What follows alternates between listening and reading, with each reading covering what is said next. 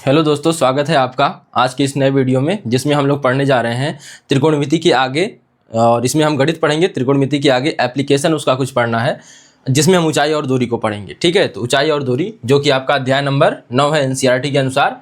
तो क्या रहेगा? Application, some applications of trigonometry. इसमें हाइट एंड डिस्टेंस को पढ़ना है। तो आइए इसको शुरू करने से पहले हम लोग ट्रिग्नोमेट्री यानी यहाँ पे ऊंचाई और दूरी को पढ़ने से पहले जो कुछ बातें हैं जान लीजिए। सबसे पहले तो इसमें कुछ शब्द आएंगे जिनको जानना बहुत जरूरी है। जैसे कि एक शब्द आएगा आपका दृष्टि रेखा। दृष्टि रेखा अंग्रेजी में इसी को बोलेंगे line of site. Line of site एक और शब्द है दूसरा दृष्टि रेखा। दो रेखाओं को जानना है। क्षैतिज रेखा दूसरा शब्द है क्षैतिज रेखा। अब यह तो आप जानते हो कि क्षैतिज रेखा का मतलब क्या होता है। अंग्रेजी में इसी को बोलते हैं हॉरिजॉन्टल लाइन। हॉरिजॉन्टल लाइन, ठीक है। यहाँ पे यल को भी कैपिटल कर दें, ठीक। तो आपको सबसे पहला जो जानना है वह है दृष्टि रेखा, और दूसरा जो जानना है वह है क्षैतिज रेखा।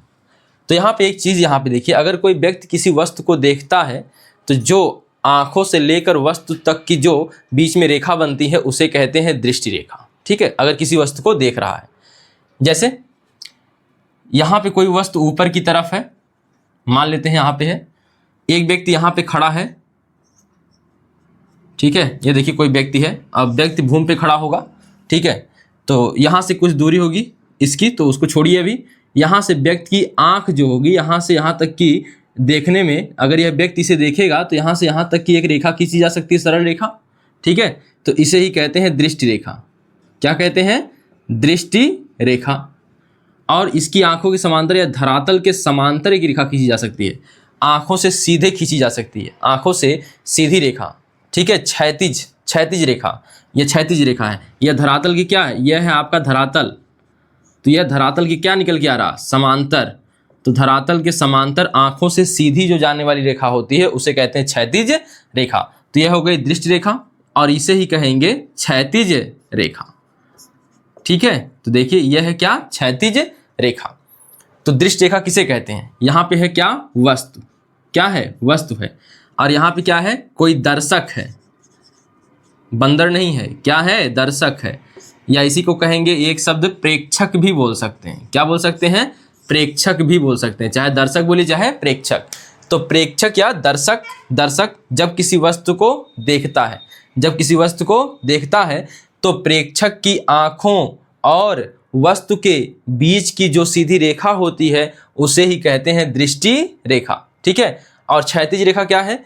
यहाँ पे व्यक्ति की आंखों से सीधी जाने वाली भूमि के या धरातल के समांतर जो रेखा जाती है उसे ही कहते हैं क्षैतिज रेखा।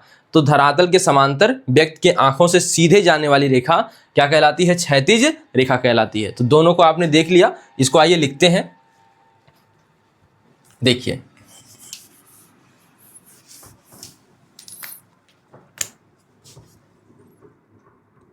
तो क्या लिखेंगे? दर्शक, जब कोई दर्शक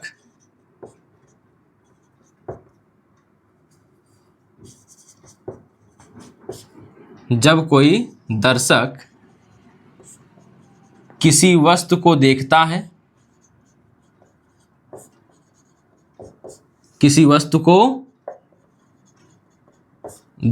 है, तो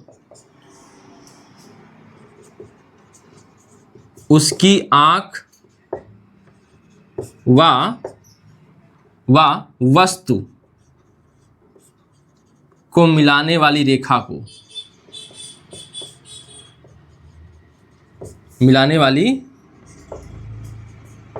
को क्या कहते हैं? दृष्टि रेखा कहते हैं।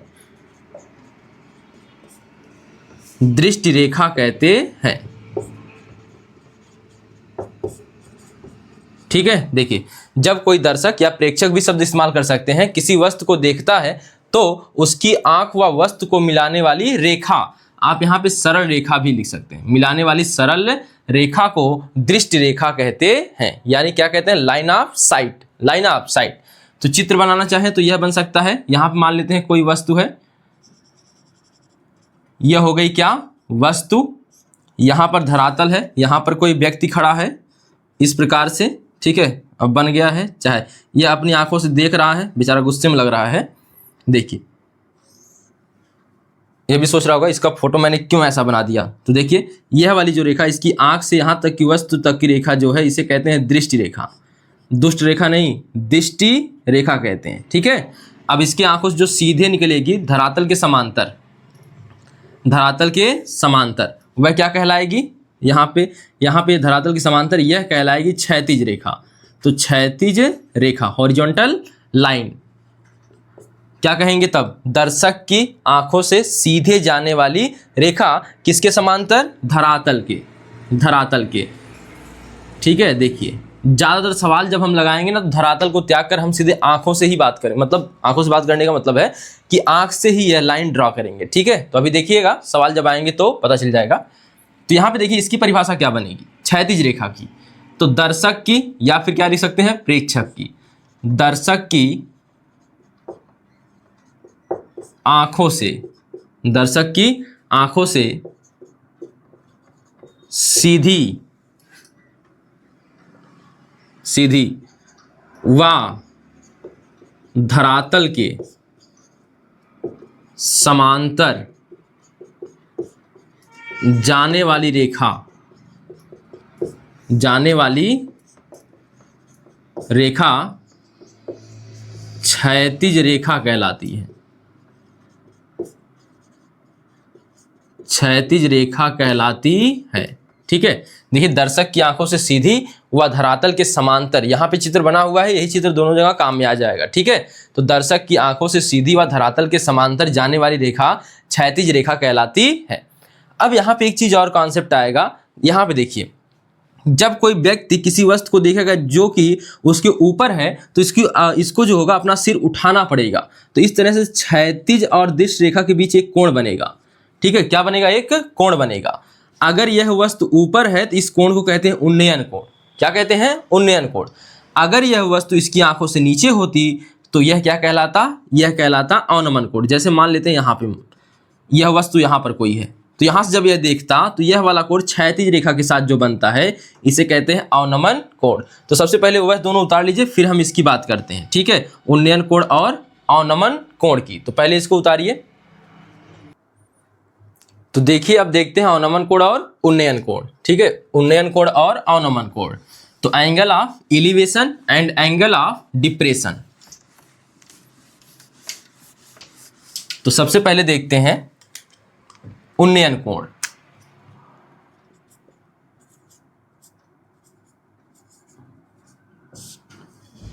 उन्नयन कोण या इसी को बोलते हैं अंग्रेजी में एंगल ऑफ एलिवेशन, ठीक है, या अन्य नाम भी आप दे सकते हैं उन्नतांश कोण या उन्नतांश कोण भी कह सकते हैं, ठीक है। तो आइए देखिए, या उन्नति कोण भी बोल देते हैं कभी कभी। तो यहाँ पे देखिएगा यदि कोई व्यक्ति है और यहाँ पे मान लेते हैं खड़ा है। अब केवल इसकी आंख बनाते हैं, देखिए यह एक व्यक्ति की आंख है और यह अपनी आंख से जो इसकी क्षैतिज रेखा है, यह क्या है, क्षैतिज रेखा है। तो आपको पता है धरातल के समांतर हो और आंख से सीधी जाने वाली रेखा क्षैतिज रेखा है। और यहाँ पर कोई वस्तु स्थित है ऊपर की तरफ, इस क्षैतिज रेखा से कहाँ है, ऊपर। तो इस व्यक्ति को इस वस्तु को देखना है, यह क्षैतिज रेखा हो गई। इस वस्तु को देखना है तो यह जो रेखा जा रही यह क्या है, दुष्ट रेखा की दृष्टि रेखा। तो यह है दृष्टि रेखा, ठीक है। और यहाँ पे क्या बन रहा है, थीटा कोण बन रहा है। तो इस समय जो यह ऊपर उठने के बाद बना है कोण, इसको कहते हैं उन्नयन कोण। उन्नयन का मतलब ही होता है उठा होना, ठीक है। जब यही नीचे की साइड होता तो यहाँ पे याद रखना है, जैसे आपने अपवर्तन पढ़ा है, परावर्तन पढ़ा है, उसमें अभिलंब से सभी कोण लिए जाते हैं, इसमें क्षैतिज रेखा से सभी कोण लिए जाते हैं, ठीक है। तो उन्नयन कोण और अवनमन कोण हमेशा किस रेखा से लिए जाएंगे, क्षैतिज रेखा से। किससे लिए जाएंगे, क्षैतिज रेखा से। सबसे पहले हम बात करते हैं उन्नयन कोण की, एंगल ऑफ एलिवेशन की। तो यहाँ पे देखिएगा क्या परिभाषा बनेगी, सबसे पहले यह बताइए। तो जब कोई वस्तु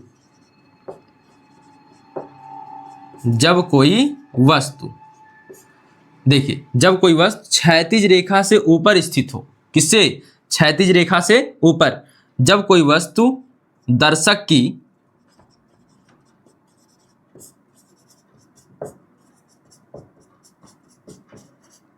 क्षैतिज रेखा से ऊपर स्थित हो तो उसे देखने के लिए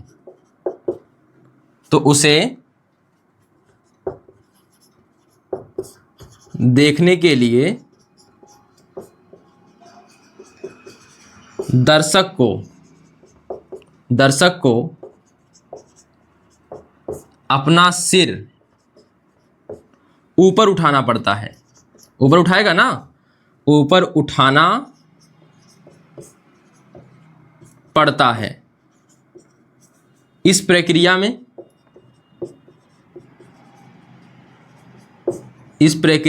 किसके बीच कोण बना है? क्षैतिज रेखा और दृष्ट रेखा।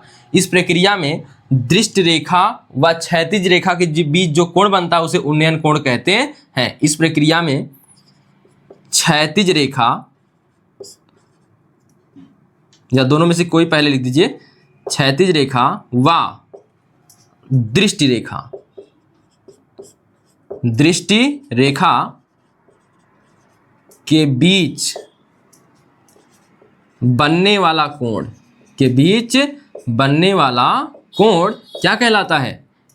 उन्नयन कोण कहलाता है। उन्नयन कोण कहलाता है। आई बात समझ में? देखिए, जब कोई वस्तु दर्शक की क्षैतिज रेखा से, यह दर्शक की क्षैतिज रेखा है, क्षैतिज रेखा से ऊपर स्थित, यहाँ पे स्थिति नहीं, स्थित कर लेंगे, स्थित हो तो उसे देखने के लिए दर्शक को अपना सिर ऊपर उठाना पड़ता है। इस प्रक्रिया में क्षैतिज रेखा व दृष्ट रेखा के बीच बनने वाला कोण उन्नयन कोण कहलाता है, या उन्नतांश कोण कहलाता है, या फिर उन्नयन कोण कहलाता है, या फिर एंगल ऑफ एलिवेशन कहलाता है। ठीक है, तो ऊपर उठाया तो बना क्या बना? उन्नयन कोण। और जब नीचे किया तो बनेगा, अभी आगे हम देखेंगे, अवनमन कोण। ठीक है, सबसे पहले इसको उतार लीजिए। तो देखिए, अब अवनमन कोण, यह हो गया उन्नयन कोण।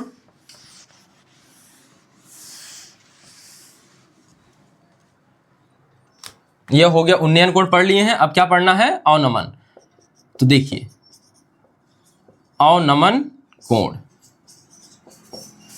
इसको कहते हैं एंगल ऑफ, देखिए अवनमन का मतलब होता है नीचे जाना, ठीक है, पतन की तरफ होना। तो एंगल ऑफ डिप्रेशन का मतलब आप लोगों को पता भी होगा कि मंदी भी होता है, डिप्रेशन। ठीक है, जैसे क्या थी? अमेरिका की महामंदी। ठीक है, देखिए अवनमन कोण, इसी को क्या कह सकते हैं? और नाम अवनति कोण। क्या कह सकते हैं? अवनति कोण। ठीक है, तो अब देखिएगा अवनमन कोण किसे कहते हैं। तो अब इस बार क्या करना है? यह व्यक्ति की आंखों की क्षैतिज रेखा है, व्यक्ति की आंखों की क्षैतिज रेखा, तो इसे लिखेंगे क्षैतिज रेखा। ठीक है, अब यहां पर मान लेते हैं कोई वस्तु रखी है, यह है वस्तु। अब इस व्यक्ति को इस वस्तु को देखना है तो अपनी आंखों से नीचे करेगा, आंखों को नीचे करेगा, इस वस्तु को देखेगा। ठीक है, तो इसके बीच में यह कोण बनेगा। यह जो देख रहा है, यह जो लाइन बन रही वस्तु और आंख के बीच, इसे कहेंगे कौन सी रेखा? दृष्टि रेखा। अब यह जो थीटा बन रहा है, नीचे देखने पर, इसे बोलते हैं अवनमन कोण। क्या बोलते हैं? अवनमन कोण। ठीक है, तो देखिए हमेशा याद रखना है कि कोण जो बनेगा हमेशा क्षैतिज रेखा से ही बनेगा। अगर ऊपर जा रहा है तो उन्नयन कोण, नीचे जा रहा है तो अवनमन कोण। ठीक है, देखिए परिभाषा क्या बनेगी। तो जब कोई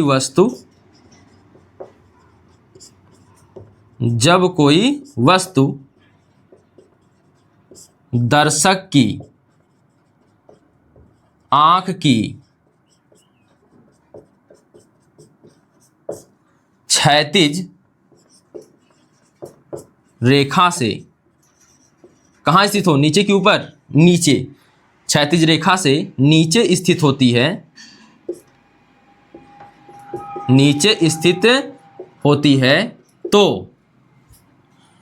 उस वस्तु को देखने के लिए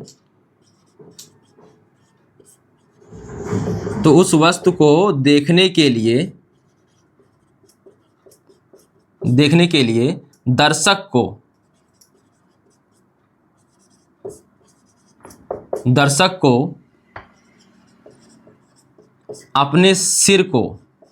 को अपने सिर को नीचे झुकाना पड़ता है। नीचे झुकाना पड़ता है। इस प्रक्रिया में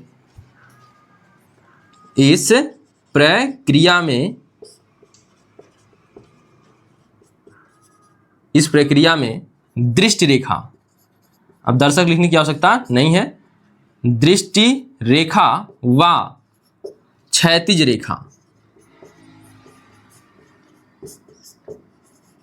रेखा के बीच बना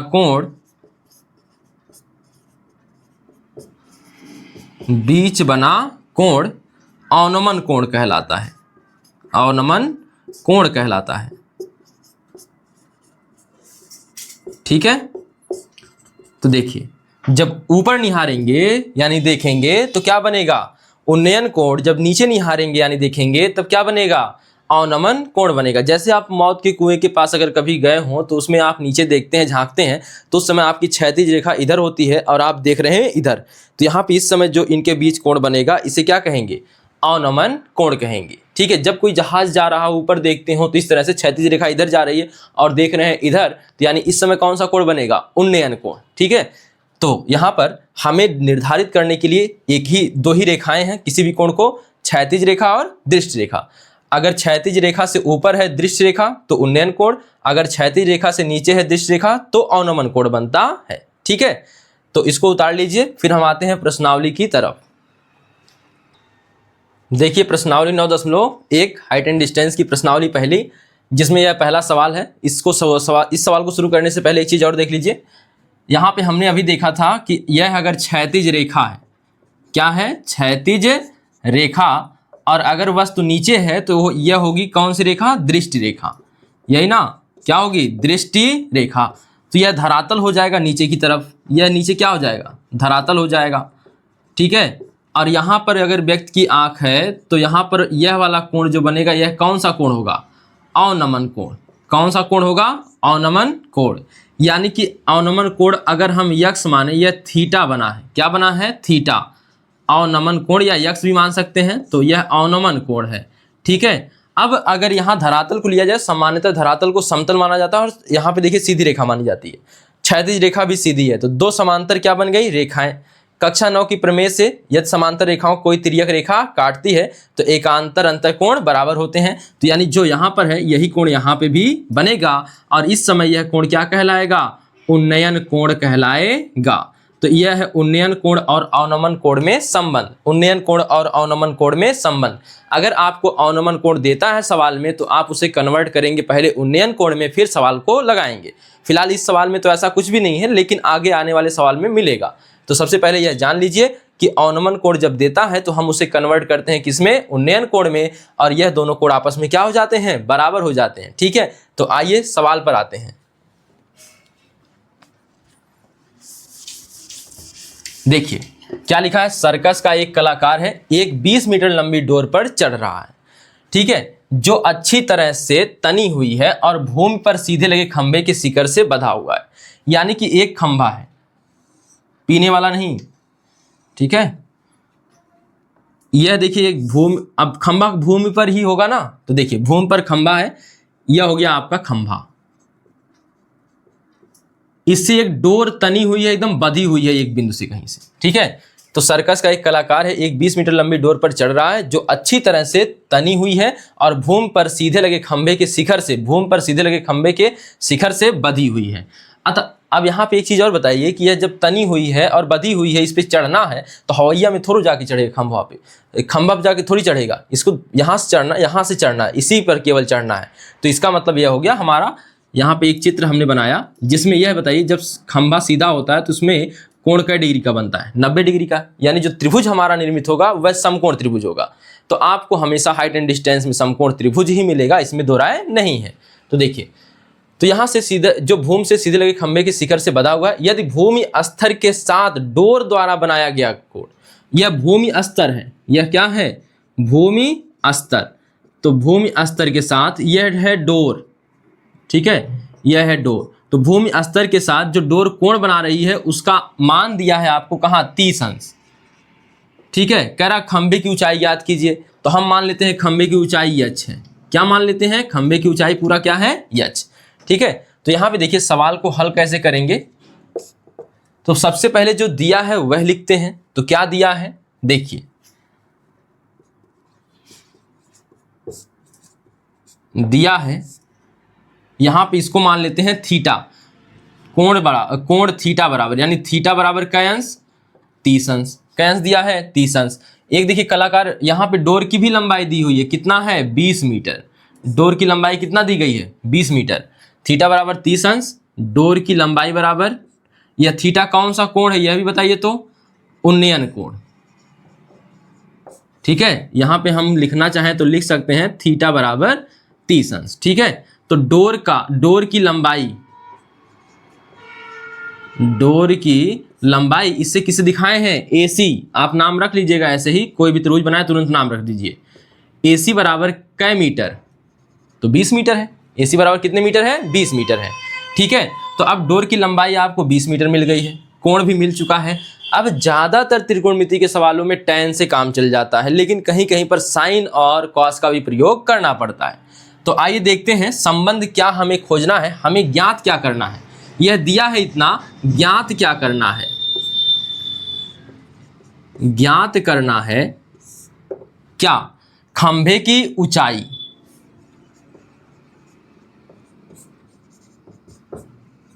खंभे की ऊंचाई, और इसे किससे दर्शाया गया है आपके सवाल में, BC से, ठीक है। आप BC लिखें या फिर H भी लिख सकते हैं, तो आप मान सकते हैं H, और यहाँ पे लगा दीजिए क्वेश्चन मार्क। क्या लगा देंगे, क्वेश्चन मार्क। BC ज्ञात करना है आपको, क्या ज्ञात करना है, BC। तो आइए देखते हैं क्या संबंध बनेगा।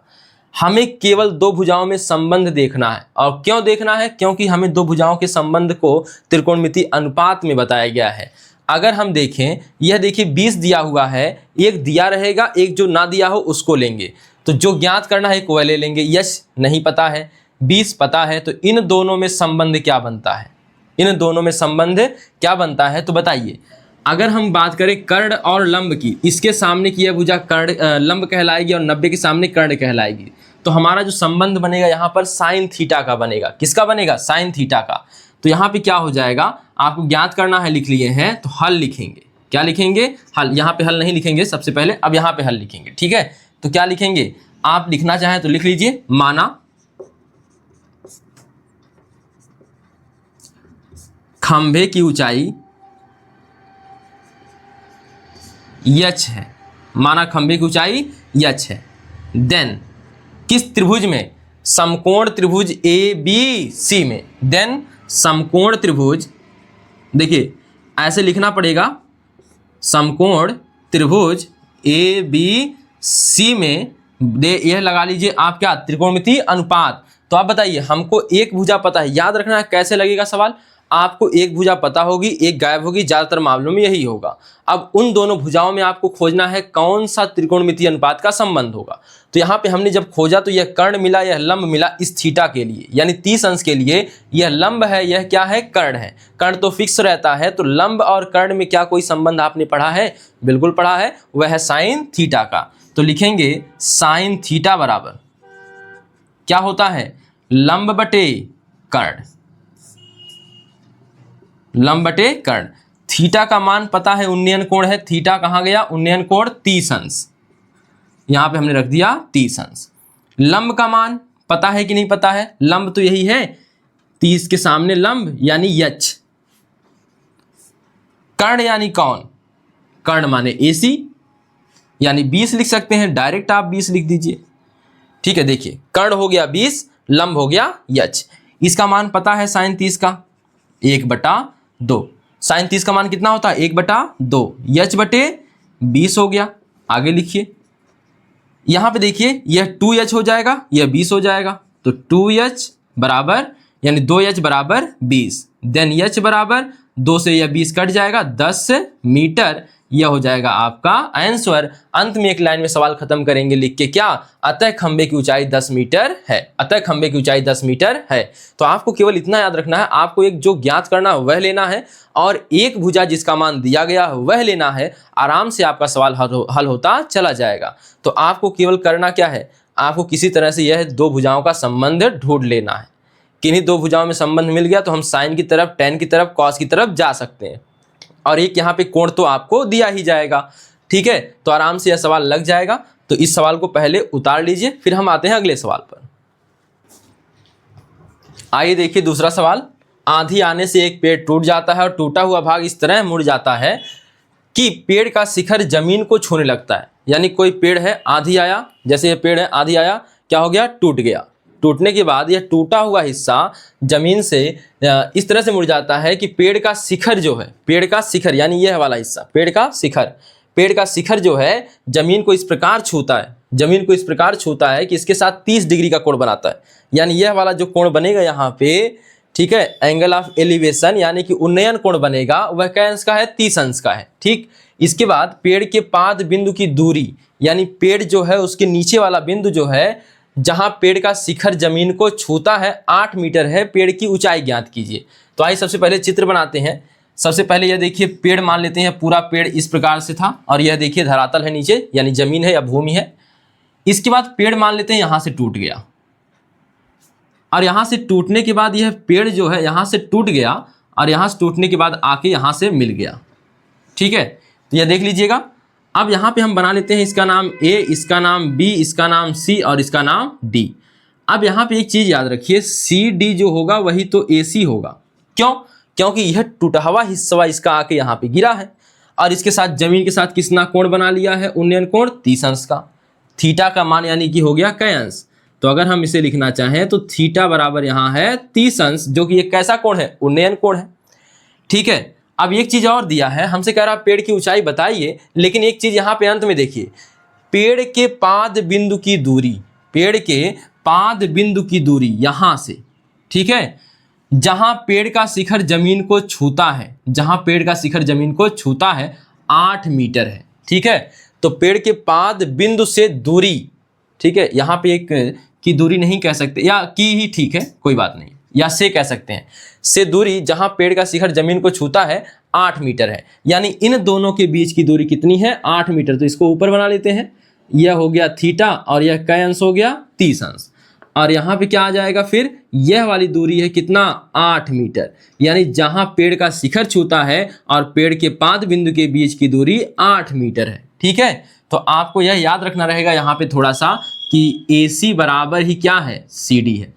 अब आपसे सवाल में कह क्या रहा है, पेड़ की ऊंचाई बताइए, पेड़ की ऊंचाई। अब पेड़ की ऊंचाई पूरा BD है ना, पेड़ की ऊंचाई पूरा कितनी है, BD है। तो यहां से आप निकाल सकते हैं, देखिए यह 8 और यह ज्ञात करेंगे तो आधी दूरी पेड़ की, आधी तो क्या नहीं, आधी तो नहीं है, यहां तक की दूरी निकल जाएगी BC। क्या निकल जाएगी, BC। लेकिन आपको CD भी चाहिए, क्योंकि AC और CD मिलके ही पेड़ की ऊंचाई है। तो पेड़ की ऊंचाई अगर हम h माने तो यह कैसे मिलके बनेगा, तो BC प्लस CD, यानी हमको दो हिस्सा निकालना है, BC भी निकालना है, CD भी निकालना है। अब CD किसी त्रिभुज में पड़ नहीं रहा है तो इसलिए यह त्रिकोणमितीय अनुपात में आएगा नहीं, लेकिन इसका जो जोड़ीदार है AC, दोनों एक समान है। ठीक है, तो AC का मान निकल सकता है क्योंकि इसी त्रिभुज में आ रहा है। तो आप इसका संबंध एक बार इसके साथ करेंगे तो यह क्या होगा, आधार, और इसके सामने का यह होगा लंब, तो tan थीटा बन जाएगा। और अगर यह निकालना है तो आप बताइए, दो भुजाएं ज्ञात हो तो पाइथागोरस प्रमेय से तीसरी भुजा निकल जाती है ना, निकल जाती है। या फिर आप त्रिकोणमितीय अनुपात से ही लगा सकते हैं। कैसे, जैसे यहाँ से आपको, अगर यहाँ से आपको निकालना है यह वाला हिस्सा, तो यह कर्ण हो जाएगा, यह आधार हो जाएगा और cos थीटा वाला संबंध हो जाएगा। ठीक है, तो यहाँ देखिए, सबसे पहले हम बात कर लेते हैं सवाल में क्या दिया है। क्या दिया है, तो टूटे हुए पेड़ के लिए, किसके लिए दिया है, टूटे हुए पेड़ के लिए, टूटे हुए पेड़ के लिए। देखिए तो यहां पे देख लीजिए, थीटा बराबर 30 अंश और कोष्टक में क्या लिख देंगे, उन्नयन कोण। ठीक है, अब देखिए अब कहां से टूटा है, यहां पे लिख सकते हैं जो कि बिंदु सी से टूटा है। जो कि बिंदु सी से टूटा है। बाकी हिस्सा कहां से लग गया, जमीन से। टूटा हुआ हिस्सा कहां से लग गया, उसका शिखर जमीन से। तो क्या बना लिया, थीटा कोण। ठीक है, इसके बाद क्या दिया है, ए बी बराबर 8 मीटर। ए बी बराबर कितना दिया है, 8 मीटर। अब आपको ज्ञात क्या करना है, यहां पे लिख लेते हैं। ज्ञात करना है पेड़ की ऊंचाई। पेड़ की ऊंचाई आपको ज्ञात करना है। तो पेड़ की ऊंचाई क्या है, बीडी है। बीडी ज्ञात करना है। या फिर आप कह सकते हैं बीडी बराबर क्या लिख सकते हैं, बीडी बराबर बीसी धन सीडी। तो बाद में देखेंगे, यह आपको ज्ञात करना है। ठीक है, तो अब आ जाएंगे हल पर। तो माना पेड़ की ऊंचाई बराबर, या नहीं मानेंगे तो भी चल जाएगा बीडी से। ठीक है, माना पेड़ की ऊंचाई बराबर, पेड़ की ऊंचाई बराबर, ऊंचाई यच है, आप ऐसे ही लिख देते हैं, लिख सकते हैं ऊंचाई यच है।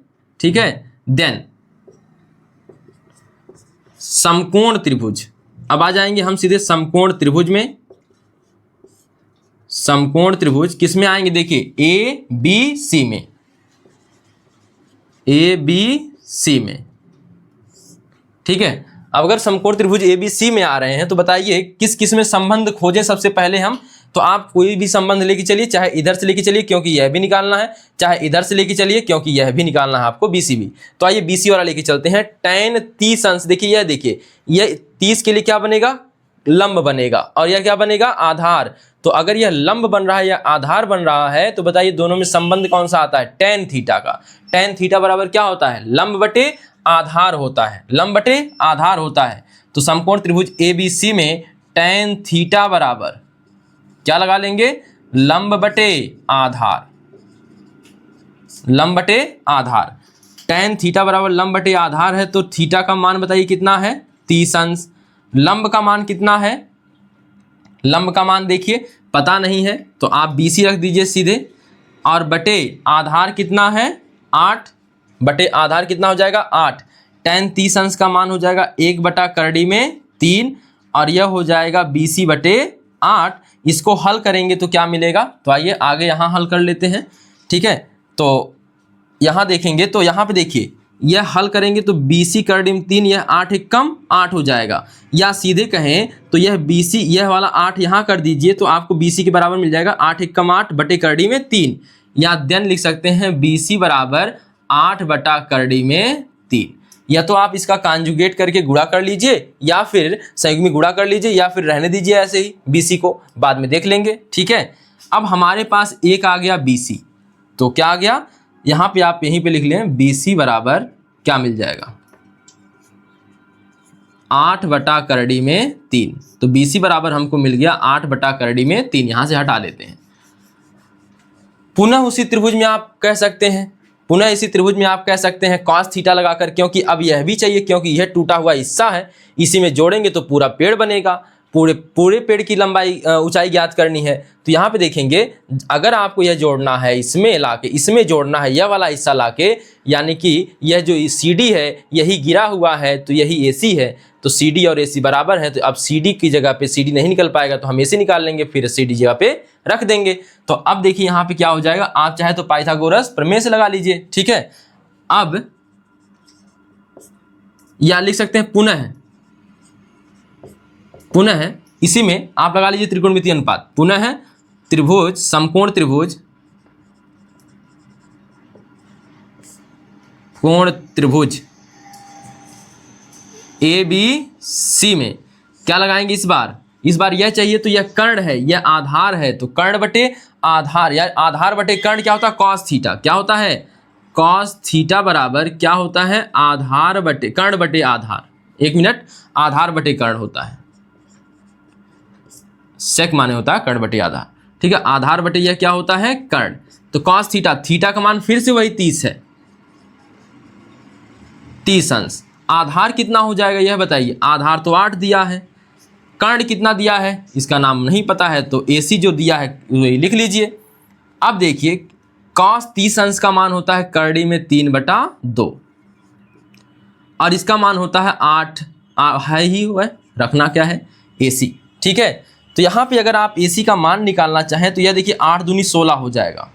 यह क्या हो जाएगा AC बराबर हमको जो मिलेगा हम डायरेक्ट लिख देते हैं। AC बराबर जो मिलेगा अगर आपको यहाँ देखना हो तो देख लीजिए, करड़ी में 3/2 है बराबर 8/AC है। तो AC का देखिए यहाँ पे AC का गुणा करेंगे तो AC गुणे करड़ी में 3 और बराबर 8 दूनी 16 हो जाएगा, या फिर AC बराबर लिख सकते हैं 16 बटा करड़ी में 3।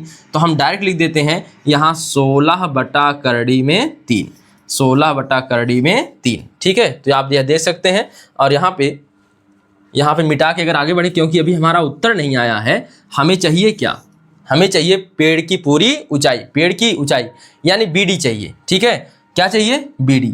अगर यह AC आ गया 16 बटे करड़ी में 3 तो बाद में देखते हैं, पहले यहाँ देखिए देन H बराबर, यानी H माने कौन, पेड़ की ऊंचाई, H या BD कह सकते हैं, पेड़ की ऊंचाई को H कह सकते हैं या BD। H बराबर है BD और BD बना है किससे किससे, BC से, धन किससे, CD से। बना है कि नहीं बना है, तो BC हो गया। CD का मान हम क्या रख सकते हैं, तो यहाँ देखिए CD किसके बराबर है, AC के, CD बराबर है AC के। अब यहाँ पे BC का मान आपको पता है, BC का मान देखिए 8 बटा करड़ी में 3 है, 8 बटे करड़ी में 3 है। धन AC का मान क्या है, 16 बटे करड़ी में 3 है, ठीक है। तो अब क्या आपको पता है कि LCM दोनों का सेम है, तो अंश अंश को आपस में जोड़ लेंगे, अंश अंश को आपस में क्या कर लेंगे, जोड़ लेंगे, ठीक है। अगर यहाँ स्पष्ट ना दिखे तो हम ऊपर कर लेते हैं, यहाँ देखिए, तो यहाँ पे हम जोड़ लेंगे तो क्या बनेगा, तो H बराबर आप डायरेक्ट लिख सकते हैं। अब यह H बराबर यहाँ पे बटे करड़ी में 3 और यह देखिए अंश अंश आपस में जुड़ जाएंगे तो 24 हो जाएगा। कितना हो जाएगा, 24। यह कितना आ गया, 24 आ गया। तो अगर अब आप कांजुगेट से गुणा कर दीजिए, ऊपर नीचे करड़ी में 3, क्योंकि हर को परमेय में लिखा जाता है, ठीक है। करड़ी में 3 से गुणा किए हैं तो H बराबर 24 करड़ी में 3/3 आ गया और 3 से 24 को काटेंगे तो 8 त्रिक 24, तो 8 करड़ी में 3 इतना क्या, मीटर, मीटर आएगा सेंटीमीटर, देखिए जो जिसमें होगा वही आएगा। तो मीटर में दिया है तो यह भी किस में आएगा, मीटर में। यही आपका हो जाएगा आंसर। देखिए बड़ा लंबा सवाल था और ठीक ठाक अच्छा सवाल था। तो यहाँ पे क्या है देख लीजिए, आंधी आने से एक पेड़ टूट जाता है और टूटा हुआ भाग इस तरह से मुड़ जाता है कि पेड़ का शिखर जमीन को छूने लगता है और इसके साथ 30 अंश का कोण बनाता है, यानी कौन सा, उन्नयन कोण। पेड़ के पाद बिंदु की दूरी जहां पेड़ का शिखर जमीन को छूता है 8 मीटर है, पेड़ की ऊंचाई ज्ञात कीजिए। तो हमने पहले एक चित्र ड्रा किया, हमेशा आपको चित्र ही ड्रा करना है पहले, उसके बाद सवाल की तरफ मुड़ना है। तो यहाँ पे देखिए हमने क्या लिख लिया, टूटे हुए पेड़ के लिए जो कि बिंदु C से टूटा हुआ है और यहाँ A से जमीन से लगा हुआ है, लिखना चाहे तो यहीं पे जोड़ सकते हैं, ठीक है। देखिए थीटा बराबर 30 अंश जो कि कैसा है, उन्नयन कोण, और यहाँ पे AB जो है, अभी ये जो लास्ट वाली लाइन लिखी थी ना, पाद बिंदु से, पेड़ के पाद बिंदु से जहाँ पर यह शिखर लगा हुआ है उसके बीच की दूरी कितना है, 8 मीटर है, तो यह 8 मीटर लिख लिया। हमें ज्ञात क्या करना है, अंत में कह रहा पेड़ की ऊंचाई, तो पेड़ की ऊंचाई BD बराबर क्वेश्चन मार्क लगा दिया। हमें कैसे BD मिलेगा, तो BD पाने के लिए हमें BD नहीं सुलगाना होगा, तो BD पाने के लिए हमें क्या करना होगा, तो BC और CD को जोड़ना होगा। और BC किसी त्रिभुज में दिख रहा है, यह BC त्रिभुज में दिख रहा है तो हम लगा सकते हैं त्रिकोणमितीय अनुपात, लेकिन यह CD नहीं दिख रहा है तो CD की जगह पे हम किसका प्रयोग कर सकते हैं, AC का है कि यह टूटा हुआ भाग यहाँ आके लगा हुआ है। तो यहाँ पर जब हम इसी के लिए यूज कर रहे हैं तो हम यह निकाल के हम इसे यह वाला भाग कह सकते हैं। तो हम यहाँ से इन दोनों को लेकर BC निकाल लेंगे और इन दोनों को लेकर हम क्या निकाल लेंगे, AC निकाल लेंगे। तो यह दोनों करेंगे तो tan थीटा और यह दोनों करेंगे तो cos थीटा हो जाएगा, और दोनों से BC का, एक से BC का मान निकलेगा, एक से AC का मान निकलेगा, जो AC का होगा वही CD का, BC और CD को जोड़ दिया तो पेड़ की पूरी ऊंचाई हो गई, यानी H का मान आ गया, यानी H बराबर 8 करड़ी में 3 मीटर। यह हो गया आंसर। तो जल्दी से उतारिए इसको। तो देखिए यह तीसरा सवाल है, एक कोई महिला ठेकेदार है, सवाल बड़ा था तो इसलिए मैंने शार्ट में लिखा है, तो आप समझ लीजिए, किताब से देख लीजिएगा। और तो एक महिला ठेकेदार है, वह क्या एक पार्क में 2 फिसल पट्टी लगवाना चाहती है। फिसलन पट्टी आपने बहुत बचपन में खेला होगा, ठीक है। तो 5 वर्ष से कम उम्र के बच्चों के लिए जो शिखर की ऊंचाई होगी वह 1.5 मीटर होगी, और जो उन्नयन कोण होगा यानी कि इस प्रकार से जब फिसल पट्टी आपने बनी होगी, देखा होगा यहाँ पे सीढ़ी होती है और यहाँ से फिर ऐसे फिसलने के लिए बना होता है, ठीक है। तो यह होता है, इस प्रकार से जो यह कोण बन रहा है इसी के लिए यहाँ पे दिया है क्या, थीटा, और कितना है 30 अंश।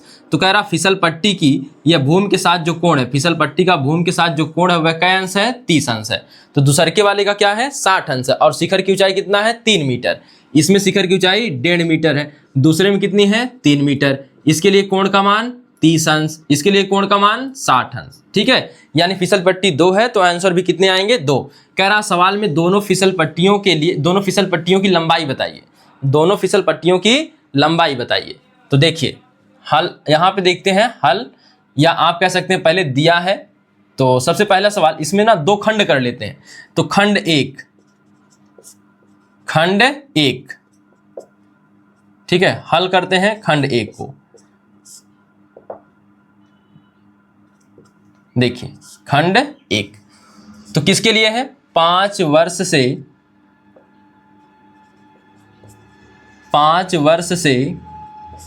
कम उम्र की बच्चों के लिए लगाई जाने वाली फिसलन पट्टी के लिए,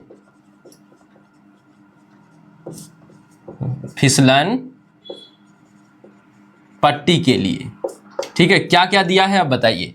फिसलन पट्टी के लिए अगर आप इसका चित्र बना लें तो यह देखिए, यह क्या है, यह हो गया शिखर की ऊंचाई, यानी कि अब यहां से यह लग गई फिसलन पट्टी। हम थोड़ा इसको ऐसे ही बना देते हैं, आप चाहे तो ऐसे ही डिजाइन कर लीजिएगा, ठीक है, करना चाहे तो, नहीं तो ठीक है, फिसलन पट्टी है यह लग जाएगी। तो यह देखिएगा, यह ए मान लीजिए, यह बी मान लीजिए, यह क्या मान लीजिए, सी, ठीक है। यह कोण जो बन रहा है, यह जो कोण बन रहा है यही दिया है पहले फिसल पट्टी के लिए, यानी 5 वर्ष से कम उम्र के बच्चों के लिए 30 अंश, यानी थीटा का मान हो गया 30 अंश। अब यह देखिए कह रहा शिखर की ऊंचाई, यानी यह वाला हिस्सा दे रहा है 1.5 मीटर।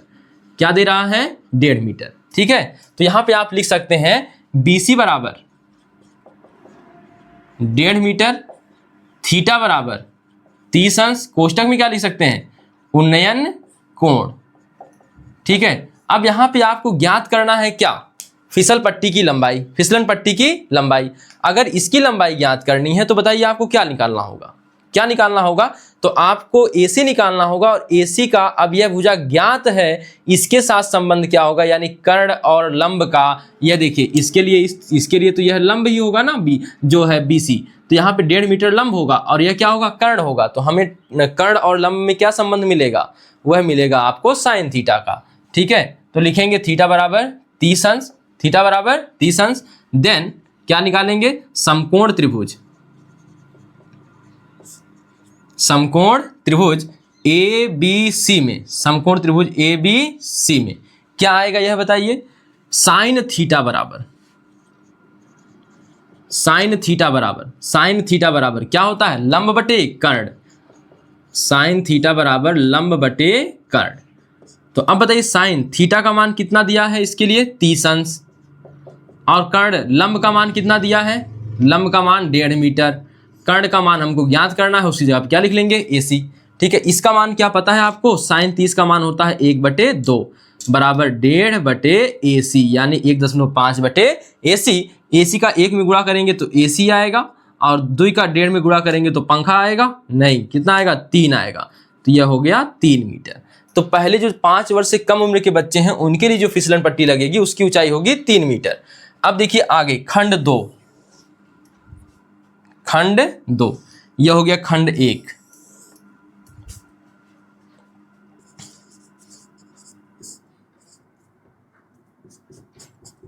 खंड 2, 5 वर्ष से अधिक उम्र के बच्चों के लिए,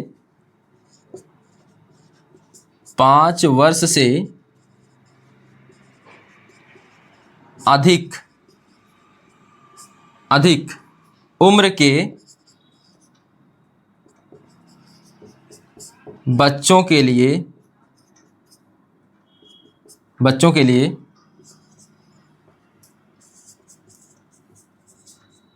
लगाई जाने वाली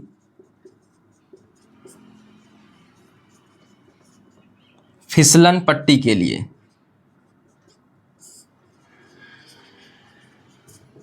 फिसलन पट्टी के लिए। अब बताइए क्या क्या मालूम है आपको। अब यहाँ पे भी एक चित्र बनाना ही पड़ेगा। देखिए तो यहीं पे एक चित्र बनाएंगे हम लोग। तो आप यहाँ पर देख लीजिए, यह रहेगा शिखर, यह रहेगा धरातल, ठीक है, और यहाँ से आ जाएगा यह आपका कोण। यह कोण कै डिग्री का बनाना है? 60 डिग्री। थोड़ा सा और उठा सकते हैं आप। तो यहाँ पे देखिए यह कै डिग्री का बना है? 60 डिग्री का, ठीक है। अब यहाँ पे आप इसका नाम रख लीजिए PQR, थोड़ा डिफरेंट रख लीजिए। यह 60 हो गया और इसकी ऊंचाई कितनी करनी है? 3 मीटर। इसकी ऊंचाई कितनी करनी है? 3 मीटर। आपसे पूछ रहा है अब फिसल पट्टी की लंबाई बताइए। तो फिसल पट्टी की लंबाई क्या होगी? PR। क्या होगी? PR। तो यहाँ पे देखिएगा, यहाँ पे क्या हो जाएगा, दिया क्या है, जो दिया है वह लिख लीजिए पहले। तो आपको मिल जाएगा QR बराबर 3 मीटर। QR बराबर 3 मीटर। और यहाँ पे देखिए थीटा मिल जाएगा कितना? 60 अंश, ठीक है। इसे कोष्टक में लिख देंगे कौन सा कोण? उन्नयन कोण, ठीक है। अब यहाँ पे चलेंगे हम आगे। तो इसी के आगे देखिए, यहाँ से वहाँ देखते हैं, जगह नहीं है इधर। तो यहाँ पे हम क्या संबंध खोज पाएंगे? फिर वही साइन वाला बनेगा, क्योंकि फिर से वही कर्ण निकालना है। तो साइन थीटा बराबर कह सकते हैं किस त्रिभुज में? समकोण त्रिभुज। अब समकोण त्रिभुज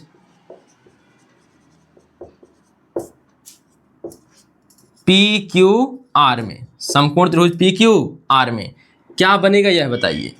PQR में साइन 60 अंश यानी साइन थीटा बराबर, साइन थीटा बराबर, इसके लिए साइन थीटा अगर लिख रहे हैं तो क्या होगा? लंब बटे कर्ण।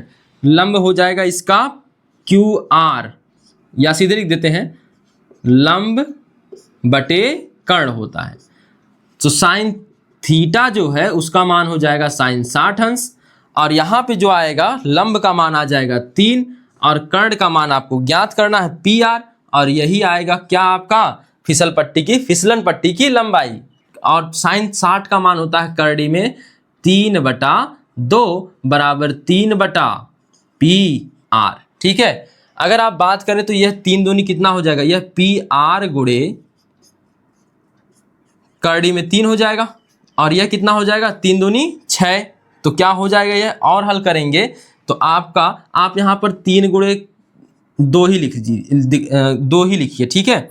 तो PR बराबर क्या मिलेगा?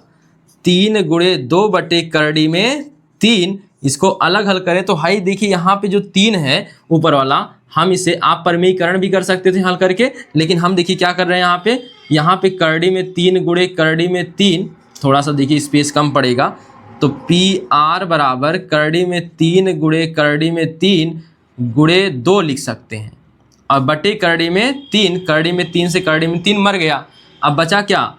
PR बराबर करड़ी में 3 गुणे 2, या PR बराबर 2 करड़ी में 3। यह हो गया आपका आंसर, ठीक है। तो यहाँ पे देख लीजिए एक बार, यहाँ पे क्या है? लंब बटे कर्ण। लंब कितना था? 3 था, और कर्ण हमको ज्ञात करना था। साइन 60 का मान होता है करड़ी में 3/2। कितना होता है साइन 60 का मान? करड़ी में 3/2। तो यहाँ पे यह हो जाएगा 3 दूनी 6। तो आप इसको काटिए मत, क्यों? काम आएगा बाद में। PR गुणे करड़ी में 3 हो गया, PR गुणे करड़ी में 3, और 3 दूनी 6 हो सकता है, तो 3 गुणे 2 ही लिखा है।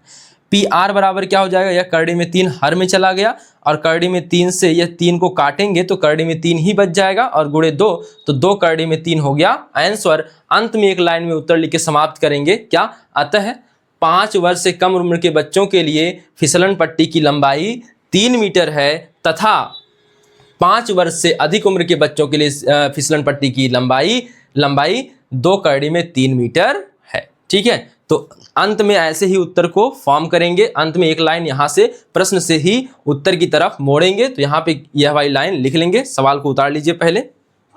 तो आइए देखिए चौथा सवाल क्या है। भूमि के एक बिंदु से जो मीनार के पाद बिंदु से, ठीक है, 30 मीटर दूरी पर है, यदि मीनार के शिखर का उन्नयन कोण 30 अंश है तो मीनार की ऊंचाई ज्ञात कीजिए। सबसे पहले क्या बनाना है? चित्र बनाना है। तो क्या बनाएंगे? देखिए एक भूमि पर बिंदु है, तो पहले सबसे भूमि बना लीजिए, उस पर हमने यह एक बिंदु बना लिया, ठीक है। तो अब इस पे क्या कह रहा है? भूमि के एक बिंदु से जो मीनार के पाद बिंदु से, यहाँ पे कोई मीनार बना लेते हैं। यहाँ पे बन गई हमारी एक मीनार। तो आपको मीनार बनाना नहीं है, केवल एक पाई खींच देनी है, यानी एक रेखा खींच देनी है, मीनार बन जाएगी। मीनार के पाद बिंदु से यानी पैर से 30 मीटर दूर है, तो यानी यह हो गया दोनों के बीच की दूरी 30 मीटर, ठीक है। और कह रहा है यदि मीनार के शिखर का उन्नयन कोण, यह मीनार का शिखर है, उन्नयन कोण माने नीचे से ऊपर जाना है, तो यहाँ पे हो गया मीनार के शिखर का उन्नयन कोण, यह कितना है 30 अंश, यानी थीटा बराबर क्या अंश मिल गया हमको 30 अंश। तो कह रहा है मीनार की ऊंचाई ज्ञात कीजिए, यानी यह मान लेते हैं मीनार की ऊंचाई है h, तो यह क्या है मीनार, तो मीनार की ऊंचाई मान लेते हैं h, हमें यही ज्ञात करना है। सबसे पहले इसका कर देते हैं नामकरण, तो ABC। तो सवाल में दिया क्या है देखिए,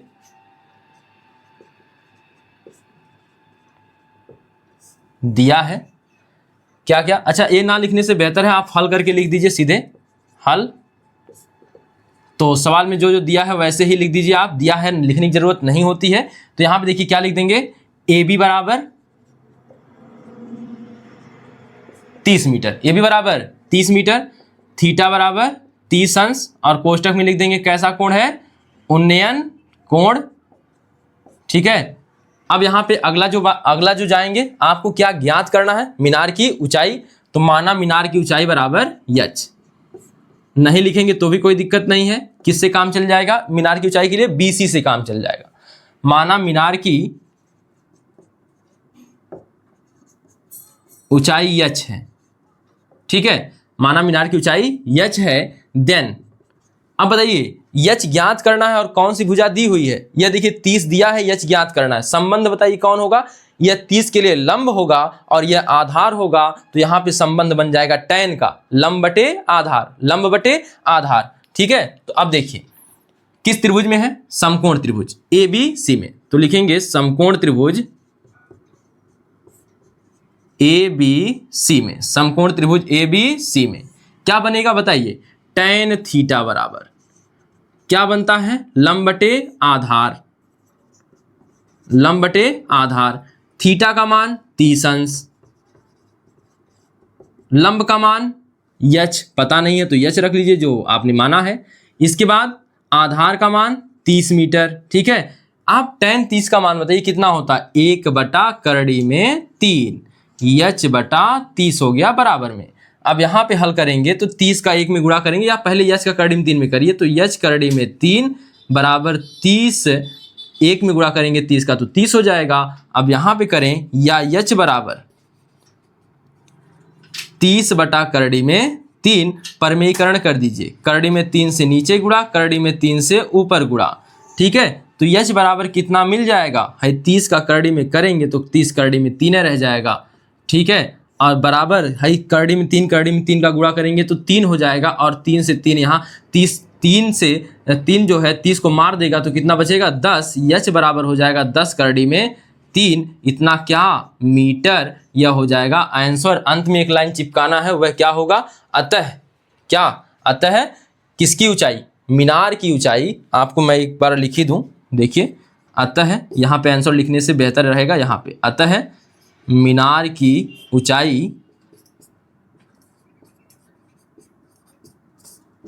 कितना है, 10 करड़ी में 3 मीटर है, ठीक है, ये हो गया आंसर। ऐसे ही हर क्वेश्चन के अंत में जो जो पूछा रहेगा अंत में एक लाइन में उत्तर देके बताएंगे। तो यह रहा आपका उत्तर, तो इसको सबसे पहले उतार लीजिए।